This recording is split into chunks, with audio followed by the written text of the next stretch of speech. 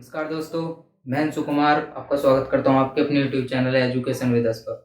दोस्तों, आज से हम एक कोर्स स्टार्ट कर रहे हैं जिसमें हम 10th क्लास के मैथ को कंप्लीट करेंगे और इस कोर्स का ये पहला वीडियो लेक्चर है जिसमें हम स्टार्ट कर रहे हैं रियल नंबर्स से। और रियल नंबर्स को समझने से पहले हमें नंबर सिस्टम को समझना बहुत जरूरी है, जो कि आपने 9th क्लास में पढ़ा होगा। आपका चैप्टर 1 था 9th क्लास में, नंबर सिस्टम। अगर आपको नंबर सिस्टम समझ में नहीं आया होगा अच्छा, तो आई होप रियल नंबर आपको समझ में अच्छा नहीं आएगा। रियल नंबर्स में अब समझते हैं हम नंबर सिस्टम को, और नंबर सिस्टम में भी सबसे पहले हम पढ़ते हैं नेचुरल नंबर्स को। नेचुरल नंबर्स क्या होते हैं? नेचुरल नंबर्स वो नंबर्स हैं जो अपने सबसे पहले मैथमेटिक्स में अगर कुछ पढ़ा होगा तो वो नेचुरल नंबर्स हैं। All counting numbers which start one are called natural numbers. Natural numbers जो है वो हमारे कहाँ से स्टार्ट होते हैं? 1 से स्टार्ट होते हैं। और जितने भी हमारे काउंटिंग नंबर्स हैं वो सभी क्या हैं? नेचुरल नंबर्स हैं। वो कैसे? मान लो मैं आपको कहूं कि आपकी क्लास में कितने बच्चे हैं, तो आप कैसे काउंट करके बताओगे? 1 2 3 4 5 ऐसे तो करके बताओगे। तो नेचुरल नंबर हमारे कहाँ से स्टार्ट होते हैं? 1 से स्टार्ट होते हैं। ठीक है स्टूडेंट्स। और 1 से लेकर जहां तक भी आप काउंट कर सकते हैं, 1000 10,000 लाख 10 लाख करोड़ 10 करोड़ अरब 10 अरब खरब 10 खरब, जहां तक भी आप काउंट कर सकते हैं वो सभी क्या हमारे नेचुरल नंबर्स हैं। ठीक है, तो याद रखने वाली बात यह कि नेचुरल नंबर्स जो हैं हमारे 1 से स्टार्ट होते हैं और जहां तक आप काउंट कर सकते हैं वो सभी नेचुरल नंबर्स हैं। ठीक है स्टूडेंट्स। और नेचुरल नंबर का जो सिंबल होता है वो होता है कैपिटल एन। ठीक है, और हिंदी मीडियम वाले इसे प्राकृतिक संख्या के नाम से पढ़ते हैं। ओके स्टूडेंट्स, तो अब स्टार्ट करते हैं हम होल नंबर। होल नंबर क्या होता है? होल नंबर को हिंदी में बोलते हैं पूर्ण संख्या। The collection of natural numbers including zero is called whole numbers. मतलब यदि नेचुरल नंबर्स में हम जीरो को और इंक्लूड कर दें तो हमें क्या मिल जाता है? होल नंबर का सेट मिल जाता है। मैं जो वर्ड बोल रहा हूं सेट, इसका मीन्स है कि वो कलेक्शंस है। अब आगे आप जो मैथ पढ़ोगे तो सेट का असली मीन समझोगे कि सेट होता क्या है। ठीक है, आप non empty set, empty set, ये सारे सेट पढ़ोगे, लेकिन फिलहाल में आप केवल कलेक्शन को समझ के चलें कि सेट जो होता है वो नंबर्स का एक कलेक्शन होता है। ठीक है स्टूडेंट्स। और होल नंबर का जो सिंबल होता है वो होता है डब्ल्यू। ठीक है, इसमें याद रखेंगे कि होल नंबर जो है जीरो से स्टार्ट होते हैं। ठीक है स्टूडेंट्स, और जीरो से स्टार्ट होते हैं और लास्ट जो होता है वो आप जहां तक काउंट कर सकते हैं वो सभी होल नंबर्स हैं। ठीक है, इसमें मेन बात जो होती है वो होती है कि होल नंबर कहाँ से स्टार्ट होते हैं, इनका सिंबल क्या होता है, और सबसे छोटा होल नंबर क्या होता है। जहां से स्टार्ट होते हैं वो उसका सबसे छोटा नंबर होता है। नेचुरल नंबर्स जो है वो 1 से स्टार्ट होते हैं, तो सबसे छोटा नेचुरल नंबर क्या है? 1 है। और होल नंबर 0 से स्टार्ट होते हैं, तो सबसे छोटा होल नंबर क्या है? 0 है। ठीक है स्टूडेंट्स। और ये याद रखने वाली बात है इसमें कि ये जितने भी नंबर्स हैं, natural number, whole number, integers, यहाँ तक के जितने भी नंबर्स हैं ये सभी विदाउट फ्रैक्शन है। फ्रैक्शन का जो जिक्र होगा वो रेशनल नंबर्स में होगा। ठीक है स्टूडेंट्स। अब समझते हैं हम इंटीजर्स को कि इंटीजर्स क्या होते हैं। इंटीजर्स को हिंदी में बोलते हैं पूर्णांक। The collection of whole numbers including opposite of natural numbers is called integers. मतलब होल नंबर्स में यदि हम इंक्लूड कर दें किसको? अपोजिट ऑफ नेचुरल नंबर्स को। ठीक है, अब अपोजिट का मीन्स ये नहीं कि दो का अपोजिट 1/2 है, ये नहीं है। अपोजिट का मीन्स है कि यदि 2 है तो उसका अपोजिट क्या है? -2 है। ठीक है, वो साइन में अपोजिट है, ना कि एक दूसरे के रेसिप्रोकल। ठीक है, रेसिप्रोकल में और अपोजिट में बच्चे कंफ्यूज हो जाते हैं, तो हम आपको क्लियर कर देते हैं कि अपोजिट जो होता है वो होता है साइन में अपोजिट, और रेसिप्रोकल जो होता है वो होता है n/d के फॉर्म में। ठीक है स्टूडेंट्स। तो इंटीजर्स क्या होते हैं? होल नंबर्स में यदि नेचुरल नंबर्स के निगेटिव नंबर्स को और ऐड कर दें तो हमें इंटीजर्स मिल जाते हैं, और इंटीजर्स का जो सिंबल होता है वो होता है जेड। ठीक है स्टूडेंट्स, इंटीजर्स भी हमने पढ़ लिया। अब हम बात करते हैं रेशनल नंबर्स पर। रेशनल नंबर्स, इसको हिंदी में बोलते हैं परिमेय संख्या। Those numbers which can represent in the form of p/q where q does not equal to 0 are called rational numbers। समझिए, वो नंबर्स जिन्हें हम p/q की फॉर्म में लिख सकते हैं वो सभी नंबर्स क्या हैं? रेशनल नंबर्स हैं। सॉरी, रेशनल नंबर्स हैं। ठीक है स्टूडेंट्स। अब रेशनल नंबर्स की कंडीशन है कि जो नीचे वाला जो डिनोमिनेटर है वो जीरो नहीं होना चाहिए। P upon Q nothing it's only कि रेशियो के रूप में हम जिस नंबर्स को लिख सकते हैं वो सभी नंबर्स हमारे रेशनल नंबर्स हैं। ठीक है स्टूडेंट्स, जैसे 1/2, 2/1, 3/2, -4/5, -6/7, ये सभी नंबर्स कैसे नंबर्स हैं? ये रेशनल नंबर्स हैं। रेशनल नंबर्स में सारे नंबर्स आते हैं, वो चाहे निगेटिव नंबर हो, पॉजिटिव नंबर हो, या फिर फ्रैक्शन के रूप में लिखा हुआ हो, पॉइंट के रूप में लिखा हो, जो भी नंबर्स हैं वो क्या हमारे रेशनल नंबर्स हैं। ठीक है, और रेशनल नंबर का जो सिंबल होता है वो होता है क्यू। ठीक है, अब इसके बाद में हम पढ़ते हैं irrational numbers. Those numbers can not represent in the form of P upon Q R called irrational numbers. जो नंबर्स पी अपॉन क्यू के रूप में नहीं लिखे जा सकते, मीन्स रेशो के फॉर्म में नहीं अरेंज कर सकते हम उनको, वो कहलाते हैं इरेशनल नंबर्स। ठीक है, और इरेशनल नंबर्स जो होते हैं वो नॉन रिपीटिंग डेसिमल होते हैं। उनमें मतलब पॉइंट के बाद में जो डिजिट होती हैं वो आपको रिपीट नहीं मिलेंगी। जैसा कि हमने एग्जांपल लिया हुआ है, इसमें देखिए पॉइंट के बाद में 2, 4, 5, 1, 9, 8, 7, 6, 5 किसी भी डिजिट की रिपीटेशन नहीं है कि उसके बाद में जैसे 2, 4 के बाद में 2, 4 ही रिपीट होता चला गया, या फिर ये 3 नंबर ले लो 2, 4, 5 ये रिपीट नहीं हुआ, या 4 नंबर ले लो, 5 नंबर ले लो, कितने नंबर ले लो आप, वो मेंबर्स बार बार रिपीट नहीं हो रहे हैं। तो इरेशनल नंबर्स की प्रॉपर्टी होती है कि उसमें जो डेसिमल के बाद में जो अंक होते हैं वो हमारे रिपीटेशन नहीं होती उनकी। और पाई एक बहुत ज्यादा तो स्टूडेंट सबसे पॉपुलर एग्जांपल जो है रेशनल नंबर का वो पाई। ठीक है, अब आप बोलेंगे कि पाई जो है सर उसको तो हम 22/7 लिख सकते हैं, तो ये तो रेशनल नंबर होना चाहिए। तो पाई जो है 22/7 के बिल्कुल इक्वल नहीं होती, वो एक अप्रोक्सीमेशन होता है जिसकी वैल्यू 3.14 ऐसे करके बहुत अंक तक ये रिपीट नहीं होती वैल्यू। ठीक है, इस वजह से जो पाई है वो हमारा क्या है, इरेशनल नंबर्स है। ठीक है, और इरेशनल नंबर्स को हम किससे रिप्रेजेंट करते हैं? इसको करते हैं हम आई से रिप्रेजेंट। ठीक है स्टूडेंट्स, तो हमने क्या क्या पढ़ लिया? नेचुरल नंबर पढ़ लिया, होल नंबर पढ़ लिया, इंटीजर पढ़ लिया, रेशनल और इरेशनल नंबर, ये हमने पढ़ लिए। अब एक बार इनको हिंदी में बता देते हैं कि क्या क्या होते हैं। नेचुरल नंबर्स जो होते हैं वो हमारे प्राकृतिक संख्याएं, होल नंबर पूर्ण संख्याएं, इंटीजर्स पूर्णांक, और रेशनल नंबर्स परिमेय संख्या, रेशनल नंबर अपरिमेय संख्या। ठीक है स्टूडेंट्स, अब इसके बाद में हम आते हैं अपने मेन चैप्टर पर, जो हमारा चैप्टर का नाम है रियल नंबर। ठीक है स्टूडेंट्स, तो रियल नंबर को हम पढ़ते हैं। ठीक है, तो स्टूडेंट स्टार्ट करते हैं अपना चैप्टर रियल नंबर, जो हमारा मेन चैप्टर का नाम है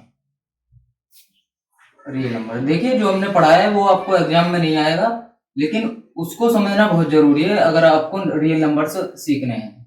ठीक है स्टूडेंट्स, अब आते हैं रियल नंबर्स पर। तो हमने पढ़ लिया रेशनल नंबर और इरेशनल नंबर, दोनों टाइप के नंबर पढ़ लिए हमने। तो ठीक है स्टूडेंट्स, रियल नंबर जो होता है रेशनल प्लस इरेशनल, इन दोनों का जो कलेक्शन है रेशनल नंबर्स का और इरेशनल नंबर्स का, ये क्या कहलाता है? हमारा रियल नंबर्स कहलाता है। ठीक है, तो आप समझ गए होंगे रेशनल नंबर्स में इंटीजर्स आते हैं, होल नंबर आते हैं, नेचुरल नंबर आते हैं। ठीक है, तो रेशनल नंबर्स में सारे टाइप के नंबर्स आ जाते हैं, और इरेशनल जो बाकी बचे हुए वो सारे इरेशनल में आ जाते हैं। और इन दोनों के सेट, इन दोनों को मिला के जो हमें मिलता है वो मिलता है हमें रियल नंबर। ठीक है, तो आप समझ गए होंगे कि जितने भी नंबर्स हैं वो सभी रियल नंबर्स हैं, किसको छोड़ के? इमेजिनरी नंबर्स को छोड़ के। आगे आने वाले वीडियोस में हम पता करेंगे कि इमेजिनरी नंबर्स क्या होते हैं। क्वाड्रेटिक इक्वेशन जब आप पढ़ेंगे तो आप वहां पर सीखेंगे कि इमेजिनरी नंबर्स क्या होते हैं। ठीक है स्टूडेंट, लेकिन अभी हम यहाँ फिलहाल में केवल रियल नंबर को डिस्कस कर रहे हैं, तो उसी पर फोकस रखते हैं। ठीक है स्टूडेंट्स, और रियल नंबर्स का जो सिंबल होता है वो होता है आर, कैपिटल आर, और हिंदी में इसे बोलते हैं वास्तविक संख्या। ठीक है स्टूडेंट्स, तो ध्यान रहे natural numbers, whole numbers, integers और इंटीजर्स तक जितने भी नंबर्स हैं वो विदाउट फ्रैक्शन है। फ्रैक्शन का जिक्र कहाँ पे हुआ है? हमारा रेशनल नंबर्स में जाकर, और रेशनल नंबर्स में फ्रैक्शन अलाउड है, बाकी और किसी में फ्रैक्शन नहीं होता। ठीक है, ना ही नेचुरल नंबर्स में होता है, और ना ही होल नंबर्स में, और ना ही इंटीजर्स में। सभी इंटीजर्स रेशनल नंबर्स होते हैं, सभी होल नंबर रेशनल नंबर्स होते हैं, सभी नेचुरल नंबर्स रेशनल नंबर्स होते हैं। क्यों होते हैं? रेशनल नंबर की डेफिनेशन होती है कि जिन जिन नंबर्स को हम पी अपॉन क्यू के रूप में लिख सकते हैं वो सभी नंबर्स कैसे नंबर्स हैं? रेशनल नंबर्स हैं। ठीक है स्टूडेंट, अब मान लो नेचुरल नंबर है 4, अब हम इसको पी अपॉन क्यू के रूप में लिख सकते हैं नहीं लिख सकते हैं, देखते हैं। अगर इसके अपॉन में हम 1 लगा दें तो इस पर कोई इफेक्ट पड़ेगा? इसका मतलब है 4 में 1 की डिवाइड करनी है, ये किसके इक्वल आ जाएगा? 4 के इक्वल आ जाएगा। तो हम कहेंगे कि इसे हम पी अपॉन क्यू के रूप में, तो आपने लिख दिया सर। तो ठीक है स्टूडेंट्स, जितने भी नेचुरल नंबर्स हैं, होल नंबर्स हैं, इंटीजर्स हैं, वो सभी कैसे नंबर्स हैं? रेशनल नंबर्स हैं। अब मान लो मैं बोलता हूँ कि -3 है, तो इसके बटे में भी हम 1 लिख सकते हैं। इसकी वैल्यू कितनी होगी? -3।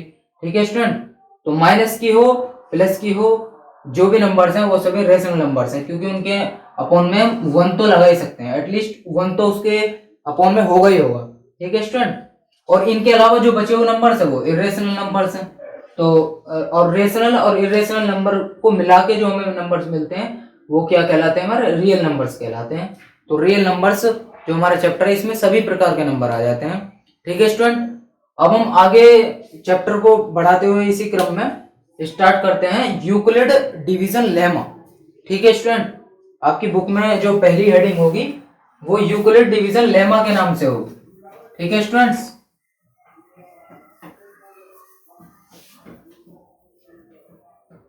Euclid division lemma.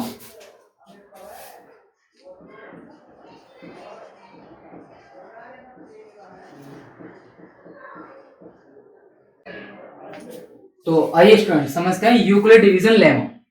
ठीक है स्टूडेंट, यूक्लिड डिवीजन लेमा, आपको नाम ही बहुत बड़ा सा लग रहा होगा कि यार ये तो बहुत बड़ी चीज होगी यार, पता नहीं कैसे समझ में आएगी, क्योंकि बुक्स में हमारे में लिखा हुआ भी कुछ ऐसे ही है कि उसको समझ में नहीं आता।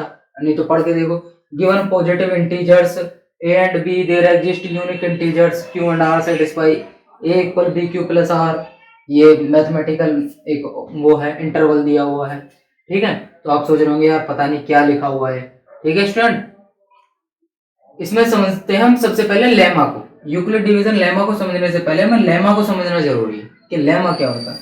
तो स्टूडेंट समझते हैं, a lemma is a proven statement used for proving another statement. Lemma जो है वो एक प्रूवन स्टेटमेंट है, मतलब एक टेस्ट किया हुआ, ऑब्जर्वेशंस के द्वारा टेस्ट किया हुआ हमारा एक प्रूवन स्टेटमेंट होता है, जो कि हमें मतलब दिया हुआ होता है कि ये चीज तो है, और इसको यूज करते हैं हम किसी अनदर स्टेटमेंट को प्रूफ करने के लिए। ठीक है स्टूडेंट, तो lemma is a proven statement used for proving another statement. जैसे कि आपने छोटी क्लासेस में पढ़ा होगा कि 2 + 2 = 4 होता है, ये एक प्रूवन स्टेटमेंट है कि 2 + 2 = 4 होता है। अगर मान लो हमें कोई दूसरा स्टेटमेंट प्रूफ करना है और उसमें 2 + 2 = 4 का यूज हो रहा है, तो वहां पर हमने लेमा का यूज किया है, क्योंकि हमने 2 + 2 = 4 एक प्रूवन स्टेटमेंट है, और किसी दूसरे स्टेटमेंट को प्रूफ करने के लिए हमने इस प्रूवन स्टेटमेंट का यूज किया है। तो लेमा क्या होता है समझ में आया होगा आपको कि lemma is a proven statement used for proving another statement. ठीक है स्टूडेंट्स, अब समझते हैं यूक्लिड डिवीजन लेमा को। ये क्या कहता है? यूक्लिड एक साइंटिस्ट का नाम है, और ये इसमें डिवाइड का चक्कर होता है, इस वजह से इसका नाम डिवीजन है। ठीक है, और ये एक प्रूवन स्टेटमेंट है, इस वजह से इसका नाम जो है क्या पड़ा हुआ है? लेमा पड़ा हुआ है। यूक्लिड साइंटिस्ट का नाम है, डिवीजन इसमें डिवाइड का जिक्र होता है, लेमा क्योंकि ये एक प्रूवन स्टेटमेंट है, इस वजह से इसका नाम पूरा यूक्लिड डिवीजन लेमा पड़ा हुआ है। ठीक है, अब इस स्टेटमेंट को समझते हैं। गिवन पॉजिटिव इंटीजर्स, देखिए स्टूडेंट यहाँ पर जिक्र हुआ है इंटीजर्स का। इंटीजर्स, मान लो अगर मैं आपको नंबर सिस्टम ना पढ़ाता तो आपको याद नहीं होता कि इंटीजर्स क्या होते हैं, तो अब आप समझ गए ना इंटीजर्स क्या होते हैं। इंटीजर्स में सारे नंबर्स आते हैं, माइनस के भी, प्लस के भी, और 3/1, 2/1, ये सभी नंबर्स कैसे हैं? हमारे इंटीजर्स हैं। लेकिन keep in mind, positive integers, positive की बात हुई हमारी, ना कि निगेटिव नंबर्स की। ठीक है स्टूडेंट, तो गिवन पॉजिटिव इंटीजर्स मतलब दो हमें इंटीजर्स दिए हुए हैं a एंड b, ठीक है। यहाँ पर दो पॉजिटिव इंटीजर्स हैं हमारे पास में a एंड b। तो ये कह रहा है there exist unique integers q and r satisfying a equal bq plus r, जहां पर जो r की जो वैल्यू है वो ग्रेटर देन और इक्वल टू होगी 0 के और लेस देन होगी b के। ये कहना चाह रहा है कि यदि दो पॉजिटिव इंटीजर्स a और b हैं और मान लीजिए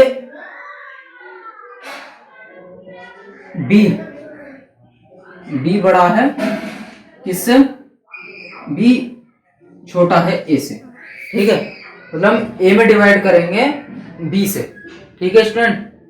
तो ये कह रहा है कि अगर हम उसको डिवाइड करें a में b से डिवाइड करें और q r डिवाइड जाए और रिमाइंडर हमारा 0 r बचे, तो वहां पर एक कंडीशन है कि जो r की वैल्यू है वो या तो 0 के ग्रेटर देन होगी या इक्वल टू होगी या इस b के लेस देन होगी। अब इसको हम एक एग्जांपल के थ्रू समझेंगे, ठीक है स्टूडेंट। मान लीजिए दो नंबर्स हैं आपके पास में 4 और 9 है एक नंबर, ठीक है। मान लीजिए ये b है और ये a है। तो अब इसको समझते हैं कि ये कहना क्या चाह रहा है, ठीक है स्टूडेंट। अब हम 4 को डिवाइड करके देखते हैं। इसमें कहा था ना मैंने, इसमें डिवाइड का जिक्र होता है, इस वजह से डिवीजन है। तो हम इसमें डिवाइड करके देखते हैं। 4 2 जा 8, रिमाइंडर कितना 1। तो यहां पर देखिए इस 9 को हम इस तरीके से लिख सकते हैं कि 2 इंटू 4 इंटू 2 प्लस 1, 4 2 जा 8 प्लस 1 कितना हो गया हमारा 9। अब हम देखते हैं कि है क्या, ये क्या है हमारा, ये a है, ये 4 क्या है, ये b है। b होता है जिससे हम डिवाइड करते हैं और a होता है जिसमें हम डिवाइड कर रहे हैं, और ये होता है हमारा क्या q और ये होता है r। देखिए इसको कहते हैं डिवीजर, डिविडेंड, क्वोशेंट और ये है रिमाइंडर हमारा, ठीक है। b इंटू क्यू की वैल्यू 2 है प्लस r, ठीक है स्टूडेंट। आ गया हमारा ये स्टेटमेंट।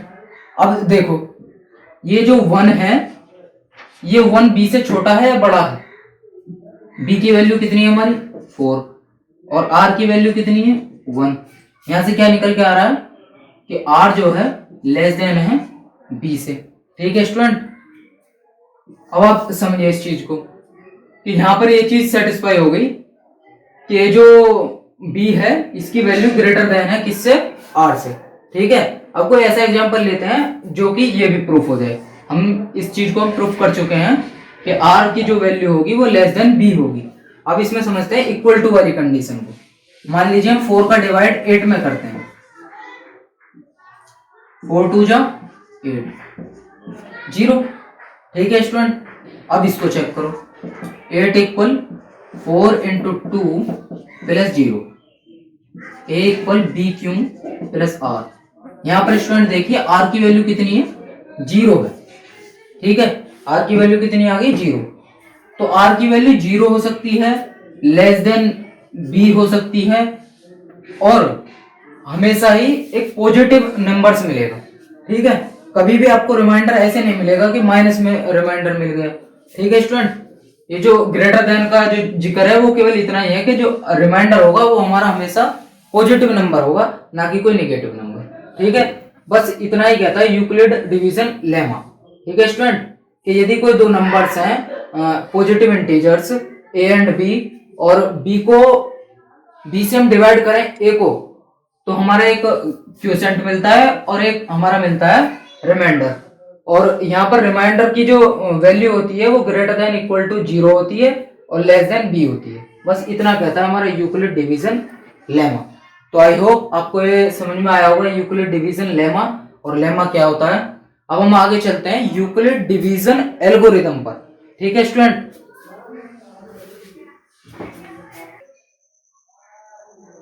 तो स्टूडेंट अब समझते हैं यूक्लिड डिवीजन एल्गोरिथम। अब आप बोलेंगे सर अभी तो यूक्लिड डिवीजन लेमा पढ़ा था, अब ये क्या बवाल आ गया कि एल्गोरिथम। तो ये भी कुछ नहीं है, ये भी बिल्कुल सेम ऐसा ही है जैसे कि यूक्लिड डिवीजन लेमा है, बिल्कुल वही चीज है एल्गोरिथम। यूक्लिड डिवीजन एल्गोरिथम भी सेम चीज है, ठीक है स्टूडेंट्स। तो एल्गोरिथम क्या होता है, एल्गोरिथम होता है प्रोसेस जो भी क्वेश्चंस या कोई भी स्टेटमेंट एक से ज्यादा स्टेप में कंप्लीट होगा उसको हम एल्गोरिदम बोल देते हैं कि ये इसका प्रोसेस है। जैसे कि मान लो आपको अपने घर से वहां जाना है, स्कूल जाना है, तो आप पहले अपने घर से बस तक जाएंगे, बस स्टॉप तक, फिर बस पकड़ेंगे, वहां से फिर अपने स्कूल जाएंगे। तो अपने स्कूल जाने का एक प्रोसेस है, ठीक है। तो उसको हम एक एल्गोरिदम भी बोल सकते हैं कि वो एक प्रोसेस है हमारा, ठीक है, स्कूल तक पहुंचने का। ऐसे ही ये यूक्लिड डिवीजन एल्गोरिदम जो है ये एक प्रोसेस है दो नंबर्स के बीच में एचसीएफ निकालने का। अब आपने एकदम वर्ड सुना एचसीएफ, तो आप सोच रहे होंगे कि यार एचसीएफ निकालने के लिए ये है। एचसीएफ तो हम निकाल ही लेते हैं 10th क्लास में। एचसीएफ आपने निकाला होगा कि मान लो 15 और 5 का एचसीएफ निकालना हो तो 5 और 5 इंटू 1 एचसीएफ जो होगा इनमें जो कॉमन है वो हमारा एचसीएफ है कितना 5। तो आप सोच रहे होंगे कि यार सर अगर इसको यूक्लिड डिवीजन एल्गोरिथम को इसी वजह से समझा जाता है क्योंकि एचसीएफ निकलता है इससे, तो सर हम एचसीएफ तो वैसे ही निकाल लेते हैं। तो आप देखना, मान लो अगर मैं आपसे कहूं कि 3 1 2 5 6 और 5 1 2 3 6 इनका एचसीएफ निकालना है, तो आप फैक्टराइजेशन मेथड से कहां तक जाएंगे? आपको बहुत ज्यादा दिक्कत आएगी इस फैक्टराइजेशन मेथड से एचसीएफ निकालने के लिए। तो गणित में कुछ भी ऐसा नहीं होता कि सर जब वो चीज थी तो ये चीज क्यों आई। तो आप समझ गए होंगे मेरी बात, जो मैं कहना चाह रहा हूं कि यदि नंबर्स काफी ज्यादा बड़े हैं और उनका एचसीएफ निकालना हो तो हम यूक्लिड डिवीजन एल्गोरिथम का यूज करते हैं, ठीक है स्टूडेंट। ये बिल्कुल same to same Euclid division lemma पर बेस है। यूक्लिड डिवीजन लेमा क्या कहता है कि ए बराबर बी क्यू प्लस आर है और आर की जो वैल्यू है वो 0 greater than less than B है, ठीक है स्टूडेंट। अब इसमें दोनों कंडीशन है कि आर की जो वैल्यू है वो लेस देन बी भी हो सकती है, कोई जरूरी नहीं कि वो 0 ही हो।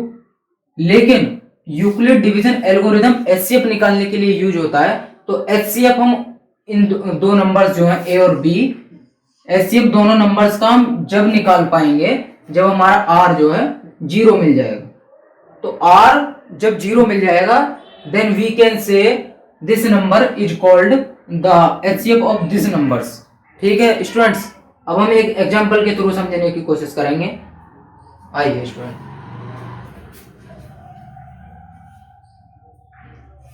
जैसे कि हमने यहां था, यहां पर ये क्वेश्चन है 4 और 9 का हमें एचसीएफ निकालना है। तो आप देखिए यहां पर आर जो है वो 0 नहीं है, ठीक है स्टूडेंट। अब आर 0 नहीं है तो लेकिन हम एचसीएफ जब मानेंगे जब आर 0 आ जाएगा। तो फिर कैसे निकालते हैं? मान लीजिए 4 और 9 है, तो इसको जब तक डिवाइड मेथड लगाते रहते हैं जब तक आर 0 नहीं मिल जाता। वो कैसे? अब आपने यहां पर 4 से डिवाइड किया 9 को, 4 2 जा 8, 1 बचा। 1 के बाद में फिर हम 4 को डिवाइड करेंगे 1 से, ठीक है। वो कितने बार जाएगा? वो जाएगा हमारा 4 टाइम, और रिमाइंडर कितना 0। अब आपको यहां पर रिमाइंडर 0 मिल गया, ठीक है स्टूडेंट। तो यही हमारा क्या है, ये जो नंबर है जिस पर रिमाइंडर 0 मिल जाएगा, जो लास्ट डिवीजर होगा वो हमारा क्या होगा, वो इन दोनों नंबर्स का एचसीएफ होगा, ठीक है स्टूडेंट्स। तो 4 और 9 का जो एचसीएफ है वो कितना है, 1 है। अब आपको पिछले मेथड से हम सिखाने की कोशिश करेंगे कि एचसीएफ अगर आप इस मेथड से निकालोगे तो कितना आएगा। देखिए एचसीएफ आप कोई सी भी विधि से निकालिए, एचसीएफ सेम ही आना है। बस अपनी कैलकुलेशन को सुविधाजनक बनाने के लिए, अपने जो कैलकुलेशन ज्यादा हार्ड ना, कॉम्प्लिकेटेड ना बने, इस वजह से हमने यूक्लिड डिवीजन एल्गोरिथम का प्रयोग किया है, ठीक है स्टूडेंट। तो अब उसको यूज करके देखते हैं। 4 के फैक्टर कितने होते हैं, 2 2 इंटू 1, ठीक है स्टूडेंट। और 9 के 3 इंटू 3 इंटू 1। एचसीएफ क्या होता है, जो इनमें हाईएस्ट कॉमन फैक्टर होता है और वो कॉमन होना चाहिए, ठीक है स्टूडेंट। तो इनमें कॉमन क्या है, 1। एचसीएफ कितना है, 1। आपके अकॉर्डिंग जो हमने 9th क्लास में और लोअर क्लासेस में पढ़ा है, एचसीएफ कितना है, 1। और हमारे इस मेथड से कितना आया, एचसीएफ 1 आ गया। अब मान लो ये एक बार में 0 मिल जाता तो ये 4 जो है ना, 4 इनका एचसीएफ होता। जैसे कि एग्जांपल 2 में देखिए, 4 को हमने 8 को हमने 4 से डिवाइड किया, रिमाइंडर फर्स्ट टाइम में ही 0 आ गया। तो ये जो लास्ट डिवीजर है ये हमारा क्या है, ये इन दोनों नंबर्स का एचसीएफ है। मीन्स 4 और 8 का जो एचसीएफ है वो कितना है हमारा 4 है। अब आप चेक करो 4 2 इंटू 2 और 8 को हम लिखेंगे 2 इंटू 2 इंटू 2, तो एक तो कॉमन ये मिल गया, एक कॉमन ये मिल गया, तो एचसीएफ कितना हमारा होगा 4। ठीक है स्टूडेंट, आपको समझ में आ गया होगा यूक्लिड डिवीजन एल्गोरिथम क्या है। यूक्लिड डिवीजन एल्गोरिथम से केवल एक प्रोसेस है क्या निकालने का, एचसीएफ निकालने का, दो नंबर्स का। जब हम हमारे पास में ज्यादा नंबर्स बड़े हो जाएंगे तो हम इस फैक्टराइजेशन मेथड से हम एचसीएफ नहीं निकाल सकते, इस वजह से हम यूक्लिड डिवीजन एल्गोरिथम का यूज करते हैं। अब यूक्लिड डिवीजन एल्गोरिथम और यूक्लिड डिवीजन लेमा, इनमें संबंध क्या है? देखिए यूक्लिड डिवीजन जो लेमा हमने पढ़ा था उससे ही हम यूक्लिड डिवीजन एल्गोरिथम के द्वारा हमने एचसीएफ निकाला है। तो ठीक है स्टूडेंट, लेमा का यूज हो गया क्योंकि यूक्लिड डिवीजन लेमा ने तो इतनी बात कही थी, लेकिन अब इससे हमने दूसरा स्टेटमेंट प्रूफ कर दिया कि अगर आर की वैल्यू 0 है तो इन दोनों नंबर्स का जो एचसीएफ होगा वो लास्ट डिविजर जो है वो उनका एचसीएफ होगा हमारा। ठीक है स्टूडेंट्स, और आगे आने वाले वीडियोस में हम इसके क्वेश्चंस को सॉल्व करेंगे और इस चैप्टर को फिनिश करेंगे। Thank you for watching this video. और वीडियो अगर आपको अच्छा लगा हो तो कमेंट करके हमें बताएं और लाइक करें वीडियो को, चैनल को सब्सक्राइब करें और बेल आइकन को प्रेस